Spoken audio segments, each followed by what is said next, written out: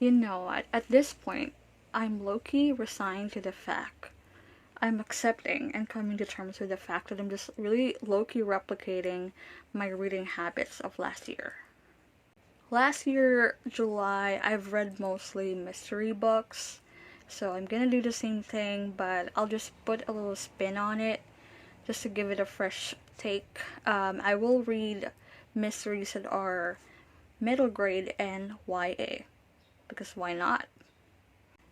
Also, because I'm obsessed with color coding and I like the color purple, I have picked out books that have the purple shade in their book cover designs. I'm gonna start with Shine by Candy Gerlay. Candy Gerlay is an author, a Filipino author that I fell in love with last year. Her book, Tall Story, ended as one of my best books of 2022. I highly recommend that one. So I'm really looking forward to read more of her. Second book is All the Things We Do in the Dark by Sondra Mitchell. This is also highly praised and critical acclaim. This is more of a psychological thriller. Yeah, exciting. We will start with Shine. I'll talk to you later.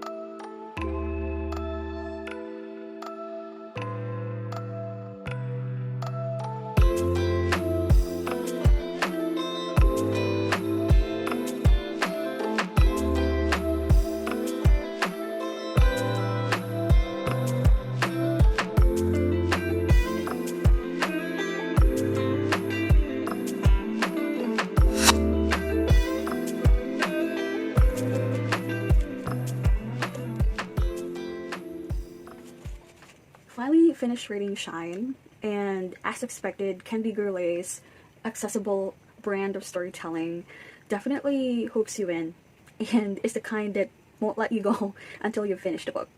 How do I say this in the most respectful way possible?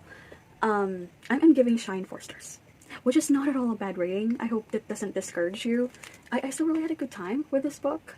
I'm not giving it a perfect 5 stars for two reasons. Okay, let me tell you briefly about them. First one is definitely my fault because it's about how this features a trope that I hate. So it definitely is on me, not on Candy Gerlay. It just so happens that I dislike the trope so much. I don't like that trope because that trope reminds me so much of, what I don't like about our teleserye situation here in the Philippines. If your mind is thinking of something 95% probability, you got it correctly. Okay? I won't say what it is, but that is a trope that plagues our teleseries here locally. And I understand she's probably trying or attempting to deconstruct it. I hope that doesn't come off as rude or dismissive of the content that our local industry has to offer, because let me tell you something, okay? Let me tell you something. I've been watching Filipino movies with my family the last couple of days, and they're a really outstanding content on Netflix that I would highly, highly recommend. Probably a lot of people have already seen this since it's been gaining hype on social media. I've been reading about this on Twitter. People have been discussing it on how it's a social critique or social commentary about the rom-com situations. In particular, it's deconstructing the female protagonist that we're used to, which is, naive, very cringy, very sweetums. I hope you'll give Misconnections a try. Wow, wow, wow. That was so fresh and so nicely done. The writing, wow, definitely give Misconnections a try. But I think most unforgettable of all, if you really want to have a good rom-com story that will make you swoon, will make you smile, but it will also make you cry, can do all of that, has brilliant writing, brilliant direction, great acting. I'm so late into the game, but definitely watch The House of Us. Very popular, right? It's by Katniel. Definitely give that a try on Netflix. That kind of content will make you so hopeful that our country has so much more in store that we could enjoy.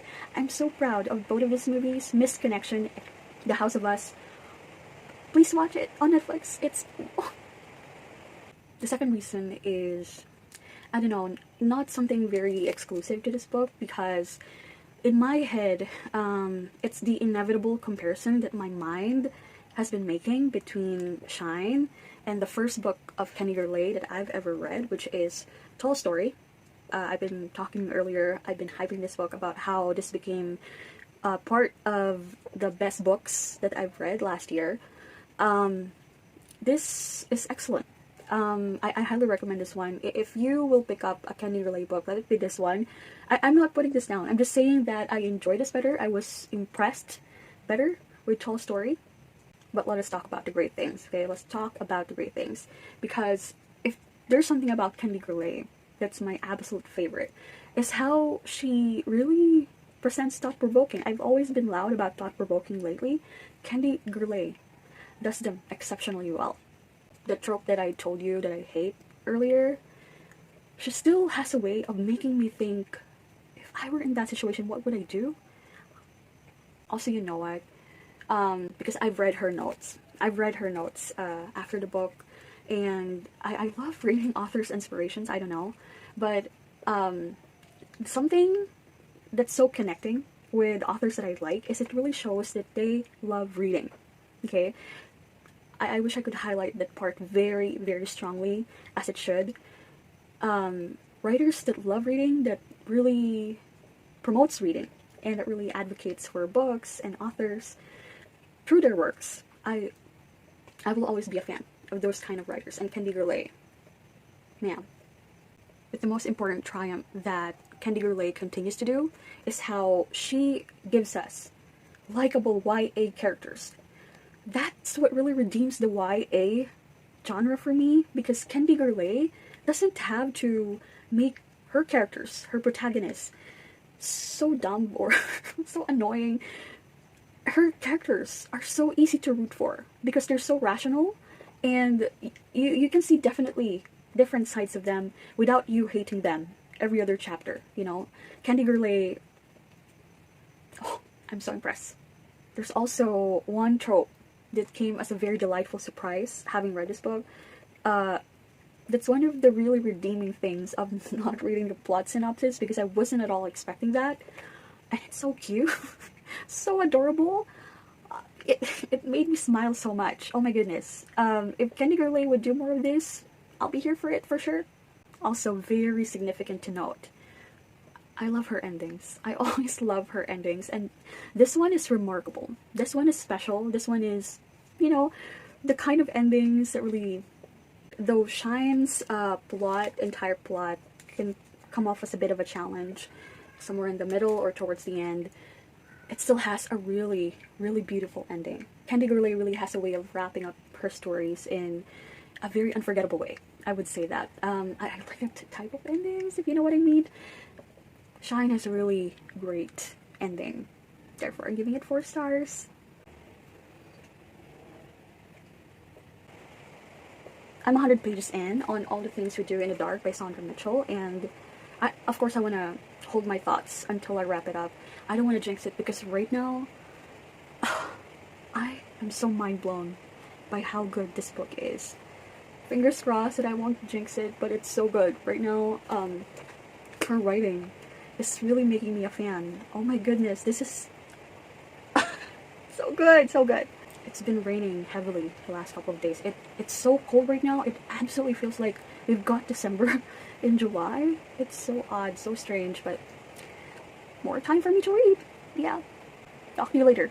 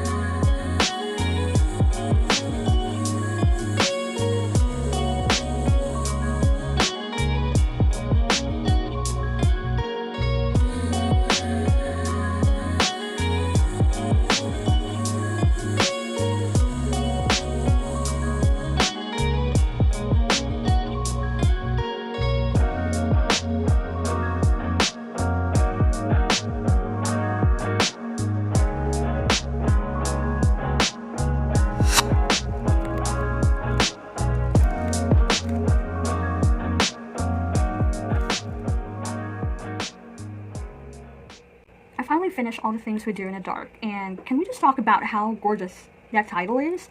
I know it's a beautiful title, it's intriguing for sure, but I don't think it properly encapsulates or embodies what the story has in store for you or what the message is. There's a brief title mention towards the end, but I don't think it was enough to tell you or make you think about the plot. That's the only criticism that I have of this book, because everything else is phenomenal. Phenomenal! Was I able to talk about how this is a psychological thriller? Because, let me be honest, okay, let me be honest. It's been a while since I was this scared while reading a book. I was so worried, I was so concerned, I was so anxious. While I was reading this, and I was telling my brother about it. I was telling him about the scenario and what can be done, the decisions that are available to the protagonist, which, by the way, is a very likable protagonist, so that's great. By now, it's established it's the easiest way that you can make me invested in a YA book if the protagonist is not dumb or annoying. And it happens that our protagonist here is very rational, very excellent at telling you what her thoughts are, what her logic is, what her thinking process when it comes to decisions are. Wow. Wow. As I was reading this book, the urge to look up Sandra Mitchell was so intense, so strong, because the way she delivered and wrote the story was so credibly and so believably young. So I was so convinced that this might have been really written by a teenager, because it felt that way to me. She's not a teenager. But wow, I was so mind blown. How can you make me feel that I'm legitimately reading from the point of view of a teenager? Wow. I said it earlier while I was in the middle of reading this book, and I maintain the same as I finished it. I became a Sandra Mitchell fan after reading this book. So many quotable quotes, lots of emotional moments, lots of really brilliant queer representation over here. And let me say it again, I was so scared and terrified. Shall I read to you the first line so that you would understand how from the first line I'm already so in love with the writing of this book, okay? Right. How do I tell you about the body? It's so rare that a book suspense can keep me at the edge as hard as this one did. I have to pause quite a few times because I have to calm down and think rationally along with the protagonist on what to do, because so scary. So scary, so scary. I'm not even being dramatic, it's scary. I promise, it's scary. There's so many layers of happiness that comes along with reading this book. Number one, I bought this thrifted. So it always is such a triumph when you buy something at a discounted price, even though it's remaindered. And to find that it's an excellent 5-star read. Also because this is a matter of you trying a new author that you haven't tried yet before. And you ended up becoming a huge fan. You want to look up more of this author's works because she's so good. She's so good. And it's yet another YA with a not problematic, not toxic, not dumb, not stupid, not annoying kind of character. Most effective horror for me, I'm learning now, are the ones that are executed in a very intelligent, smart way. Because it's so terrifying when your brain is like shrinking because you're so challenged about what to do. You feel very cornered. I'm very aware though that not a lot of people love this book simply because they feel that the ending was not to their satisfaction. They thought the ending was too rushed. How do I set your expectations? No, it was not about the resolution. It's about the process, about what happened that impacted that outcome, you know? So it's the kind of book that I will fight you for. It's the mesmerizing kind of 5 stars that I will willingly fight to defend, you know? I hope you're having a great time with your books too. I hope you stay warm in this cold, rainy season that's happening. Yeah, I hope you're having a great time with your books. I'm off to begin a brand new reading vlog, so see you on my next one. Bye! Stay safe.